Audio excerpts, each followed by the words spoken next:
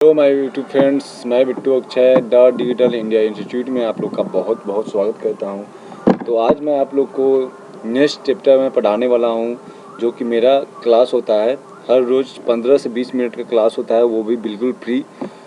और आपको कंप्यूटर का बेसिक नॉलेज मिलता है यहाँ से। और मैं बोलता हूँ यहाँ से जब आपका कोर्स ख़त्म हो जाएगा तो यहाँ से आपको सर्टिफिकेट भी प्रोवाइड किया जाएगा इस कंप्यूटर कोर्स ख़त्म करने के बाद। तो आप मेरा चैनल ज़रूर से सब्सक्राइब कर लीजिए ताकि मेरा क्लास कोई भी मिस नहीं हो पाए। अगर कोई क्लास आपका मिस हो चुका है तो पीछे का वीडियो रिवाइज कर सकते हैं, आप देख सकते हैं मेरा चैनल सब्सक्राइब करके। यहाँ पे जो सब्सक्राइब लिखा हुआ है राइट साइड में, जो रेड कलर से लिखा हुआ है, उस पर क्लिक करके सब्सक्राइब कर लीजिए ताकि आपको कोई क्लास मिस नहीं हो। तो चलिए हम आगे बढ़ते हैं। तो DCA में ये चैप्टर पढ़ा रहा हूँ, डिप्लोमा इन कंप्यूटर एप्लीकेशन।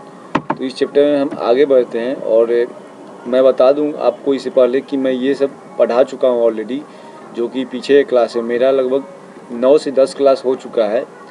और मैं 11th क्लास में स्टार्ट करूंगा, यानी कि 11वां क्लास में स्टार्ट होगा, जो कि इनपुट आउटपुट ये सब मैं पढ़ा चुका हूँ। CPU का डिटेल्स, ALU, ये सब, रैम रोम, ये सब मैं पढ़ा चुका हूँ। और मैं इनपुट आउटपुट भी पढ़ा चुका हूँ।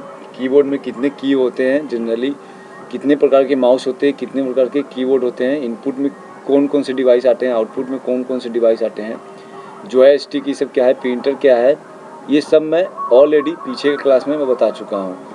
फिर HD क्वालिटी क्या होता है, कितना रेजोल्यूशन क्या होता है, फिर कितना MB बराबर कितना KB होता है, कितना KB बराबर कितना MB कितना GB होता है, ये सब मैं आप लोग को पढ़ा चुका हूँ।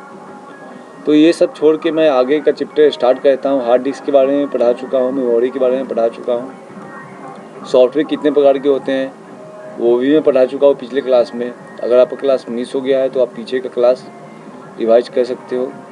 तो कंप्यूटर लैंग्वेज मेरा लास्ट चैप्टर था जो मैं पढ़ा चुका हूँ, जो कि असेंबलर मैं पढ़ाया था पिछले चैप्टर में, यहाँ तक मैं पढ़ा चुका था। तो आज मैं स्टार्ट करने वाला हूँ एप्लीकेशन सॉफ्टवेयर। एप्लीकेशन सॉफ्टवेयर वे सॉफ्टवेयर होते हैं जिनका प्रयोग यूज़र अपने डेली रूटीन के कार्य करने के लिए करता है, जैसे पत्र लिखना, डाटाबेस तैयार करना, गाना सुनना, फिल्म देखना आदि। तो मैं आपको बता दूं एप्लीकेशन सॉफ्टवेयर मैं सॉफ्टवेयर के चैप्टर में मैं पढ़ाया। तो अगर आपका कुछ समझ में नहीं आ रहा पीछे का चैप्टर आप देख सकते हो, डिटेल्स देखना है तो। सॉफ्टवेयर 3 तरीके के होते हैं, system software, application software, utility software. तो सिस्टम सॉफ्टवेयर में ऑपरेटिंग सिस्टम आते हैं। एप्लीकेशन सॉफ्टवेयर में जैसे थर्ड पार्टी कोई एप्लीकेशन आ गया, यानी कि माइक्रोसॉफ्ट ऑफिस का जो सॉफ्टवेयर होता है वो word processing, game player, VLC player, ये सब सॉफ्टवेयर एप्लीकेशन सॉफ्टवेयर में आते हैं, जिसको शॉर्ट में ऐप्स बोलते हैं। तो ये डेली के रूटीन में आते हैं। एप्लीकेशन सॉफ्टवेयर के बिना सिस्टम सॉफ्टवेयर की नहीं चलाया जा सकता है। आजकल बाज़ार में अधिकांश सॉफ्टवेयर एप्लीकेशन सॉफ्टवेयर है जिनका यूज PC में किया जाता है। एप्लीकेशन सॉफ्टवेयर का निर्माण यूजर अपने कार्य के अनुसार करता है। जैसे वर्ड प्रोसेसिंग का मतलब वैसी सब प्रक्रिया है जिसके अंतर्गत व्यवस्थित शब्दों का व्यवस्थित करके के सही ढंग से प्रस्तुत करने से है। मतलब मान लीजिए कि व्यवस्थित शब्दों का, तो वो गलत शब्द को सही करने का जो प्रोसेस होता है वर्ड प्रोसेसिंग कहलाता है। इसके अंतर्गत वर्ड्स को सजाकर लाइन, पैराग्राफ, पेज आदि की सेटिंग की जाती है। यह टाइपराइटर के बिल्कुल विपरीत होती है, जिसमें वर्ड प्रोसेसर सॉफ्टवेयर में कीबोर्ड की सहायता से जो मैटर टाइप करते हैं उसे मॉनिटर स्क्रीन पर देख सकते हैं। यदि उसमें कोई त्रुटि होता है तो उसे सुधार कर सकते हैं। इसके अलावा इसमें वर्ड प्रोसेसिंग से संबंधित कई ऑपरेटर होते हैं जिनकी सहायता से सरल से कम समय। तो हम आगे बढ़ते हैं, वर्ड प्रोसेसिंग के डिटेल्स में जाते हैं। तो जिसकी सहायता से सरल से कम समय में डॉक्यूमेंट को तैयार किया जा सकता है। इसमें कुछ महत्वपूर्ण टूल्स है वर्ड प्रोसेसिंग का, देख लीजिए आप। जैसे फाइंड, रिप्लेस, फाइंड कर सकते हैं कोई चीज़, वर्ड सर्च कर सकते हैं, रिप्लेस कर सकते हैं। मान लीजिए गो की जगह पे कम करना है, हर जगह जहाँ जहाँ गो है वहाँ पे आप हर जगह कम कर सकते हैं। रिप्लेस यानी कि वर्ड गो टू कर सकते हैं, यानी कि एक वर्ड पे जंप कर सकते हैं। ऑटो टेक्स्ट यानी कि आप जो टाइप करोगे एक वर्ड टाइप करते हो सारा वर्ड वो ऑटोमेटिक टाइप हो जाएगा। स्पेलिंग चेकर भी टूल्स है इसके अंदर। टेबल है, पैराग्राफ है, बॉर्डर स्टाइल ETC, ये सब आपको वर्ड प्रोसेसिंग में मिल जाएंगे। जैसे कि आपको मैं बताऊंगा अगले चैप्टर में माइक्रोसॉफ्ट वर्ड का डिटेल्स। इसमें कार्य करने के लिए कई टूल बार होती है जिसे हम अपने वर्ड प्रोसेसिंग को आसानी से कर सकते हैं। टूल बार में टूल को आइकन के रूप में प्रदर्शित किया जाता है जिससे कम ज्ञान वाला व्यक्ति भी इसमें वर्ड प्रोसेसिंग का कार्य कर सकता है। आजकल बाजार में कई एडवांस वर्ड प्रोसेसिंग सॉफ्टवेयर उपलब्ध है जैसे MS word, word star, word perfect आदि। अलग अलग ऑपरेटिंग सिस्टम में अलग अलग वर्ड प्रोसेसिंग सॉफ्टवेयर कार्य करते हैं। तो मैं आपको बताना चाहूँगा वर्ड प्रोसेसिंग का जो सॉफ्टवेयर है सबसे बेहतरीन सॉफ्टवेयर और सबसे फेमस MS वर्ड है, यानी कि माइक्रोसॉफ्ट ऑफिस का वर्ड। तो ये मैं चैप्टर में आपको डिटेल्स बताऊंगा आगे के चैप्टर में, ये सब मैं पढ़ाने वाला हूँ। MS ऑफिस पढ़ाऊंगा, इसके अंदर बहुत सारे एप्लीकेशन आते हैं। तो ये एक MS ऑफिस का एक छोटा सा आइकॉन दिया हुआ है, स्क्रीनशॉट दिया हुआ है, आप देख सकते हो। MS ऑफिस का एक ये आइकॉन है। ये अभी तक 2015 भी आ चुका है इसका, पहले 7.3 था, 98 भी आया करता था, 2005 आया इसका मॉडल, सब वर्जन है। 7 आया, उसके बाद 9 भी आया, 10 भी आया, अभी 13 आया, उसके बाद 15 भी चल रहा है अभी। तो ये सब वर्ड प्रोसेसिंग का वर्जन आते हैं नया नया ऐप्स का। जैसे मान लीजिए व्हाट्सअप का वर्जन आते हैं अपडेट करने के लिए, इसी तरह इसका भी वर्जन आते हैं। तो स्प्रेडशीट क्या है? तो स्प्रेडशीट का प्रयोग संख्याओं, टेबल एवं डाटा का ग्राफ, चार्ट आदि के रूप में प्रदर्शित करने के लिए किया जाता है।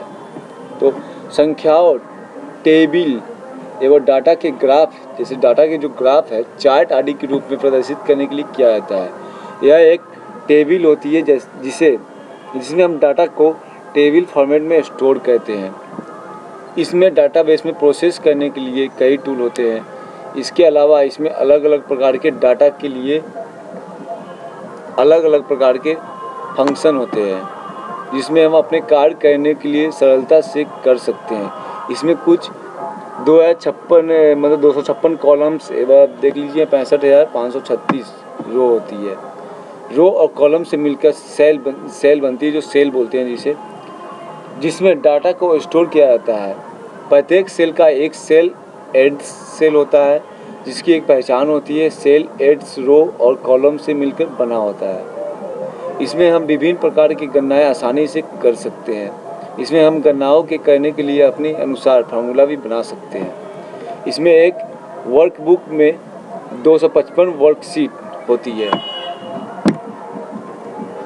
उदाहरण MS एक्सेल, लोड्स आदि। MS एक्सेल जो है ये एक उदाहरण है, जैसे फार्मूला भी बना सकते हैं। इसमें एक 255 वर्कशीट होती है जैसे MS एक्सेल में। लोड्स ये सब एप्लीकेशन के उदाहरण है। ये एक्सेल का एक उदाहरण देख सकते हैं, माइक्रोसॉफ्ट एक्सेल जो कि MS ऑफिस के अंदर ही आते हैं। और ये ऑप्शन है प्रेजेंटेशन ग्राफिक्स। तो प्रेजेंटेशन ग्राफिक्स क्या है? प्रेजेंटेशन सॉफ्टवेयर के माध्यम से यूजर अपनी बातों को एक प्रोजेक्टर के माध्यम से बड़े पर्दों पर या कंप्यूटर स्क्रीन पर प्रस्तुत करता है। जैसे कि आप देखते होंगे बड़े बड़े इंस्टीट्यूट में या फिल्मों में भी देखते होंगे बड़े, कि आप प्रोजेक्ट पे कोई एड्स दिखाया जाता है, प्रोजेक्ट पे पहले दिखाया जाता है। बड़े बड़ी कंपनी में कोई भी प्रोजेक्ट दिखाया जाता है, यानी कि बड़ा सा कुछ पर्दा पे। तो ये होता है प्रेजेंटेशन का कमाल होता है। जैसे जैसे आप हाथों के इशारे से फॉलो करते हो, जो चीज़ फॉलो करते हो, जो लिखा है उस हिसाब से आपका प्रेजेंटेशन रेडी रहेगा। इस हिसाब से बनाया जाता है प्रेजेंटेशन सॉफ्टवेयर जो होता है, पावर पॉइंट को ही बोल सकते हो। तो इसमें बातों के प्रोजेक्ट के माध्यम से पर्दों पर यूज कंप्यूटर स्क्रीन पर प्रस्तुत करता है तथा दर्शकों को बड़ी संख्या में अपनी प्रस्तुत दे सकते हैं। इसके माध्यम से अपनी प्रस्तुत की चित्र, ग्राफ एवं टेबल आदि को जोड़ सकता है। इसके अलावा इसमें एनिमेशन साउंड को जोड़ सकता है जिसमें वो अपनी प्रस्तुत को सरल एवं आसानी से समझने के लायक बना सकता है। इससे वो अपनी प्रस्तुत को सजीव रूप से प्रस्तुत करता है। इसका प्रयोग व्यवसाय, योजना, शिक्षा तथा राजनीति के प्रदर्शन के लिए किया जा सकता है। MS पावर पॉइंट, जैसा कि मैंने कहा था, का प्रयोग इस कार्य के लिए सबसे उपयुक्त है। आजकल हर कॉलेज, सेमिनार, व्यापारिक प्रचार, राजनीति, ऑफिस मीटिंग आदि में अपने विचार के प्रस्तुत करने के लिए इसी का प्रयोग किया जा रहा है। इसकी सहायता से हम अपने विचारों को सरल प्रस्तुत कर सकते हैं। ये हुआ प्रेजेंटेशन यानी कि पावर पॉइंट। तो MS वर्ड आप जान गए। MS ऑफिस के अंदर क्या आता है, MS वर्ड, फिर उसके बाद MS एक्सेल, माइक्रोसॉफ्ट एक्सेल यानी कि फिर MS पावर पॉइंट, ये सब MS वर्ड पैकेज के अंदर आता है। ये है database management software. Database management software के माध्यम से हम डाटा के एकीकृत एवं सुव्यवस्थित कर सकते हैं। यह छोटे स्तर के बड़े स्तर तक की डाटा प्रबंधन के कार्य में प्रयोग किया जाता है। यह कंप्यूटर टेक्नोलॉजी में बड़े भागों में एक होता है। यह व्यवसायिक, सरकारी व हर प्रकार के डाटाबेस में स्टोर करके उस पर विभिन्न प्रकार ऑपरेशन कर सकते हैं, जैसे डाटा को फिल्टर करना, नए डाटा को जोड़ना, डाटा को डिलीट करना आदि। इसके माध्यम से हम अपने व्यापार एवं अन्य संस्थाओं का डाटा को आसानी से हैंडल कर सकते हैं। आज के युग में इलेक्ट्रॉनिक डाटाबेस को डाटाबेस सॉफ्टवेयर में स्टोर किया जाता है। इसके अलावा इसमें स्टोर डाटा की शेयर किया जाता है। इसके माध्यम से हम डाटाबेस को आसानी से मैनेज कर सकते हैं। इसके लिए निम्न सॉफ्टवेयर है, जैसे कि MS एक्सेस जो कि database software, Firefox, FoxPro है, SQL सर्वर होता है। ये सब डाटाबेस का सॉफ्टवेयर है। MS ऑफिस का पैकेज जो है MS एक्सेस, ये डाटाबेस का ही एक सॉफ्टवेयर का पैकेज है। सभी डाटाबेस सॉफ्टवेयर में डाटा को टेबल के फॉर्मेट में स्टोर किया जाता है।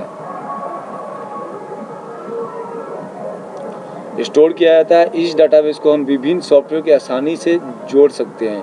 इसमें हम रिपोर्ट आदि को आसानी से जनरेट कर सकते हैं।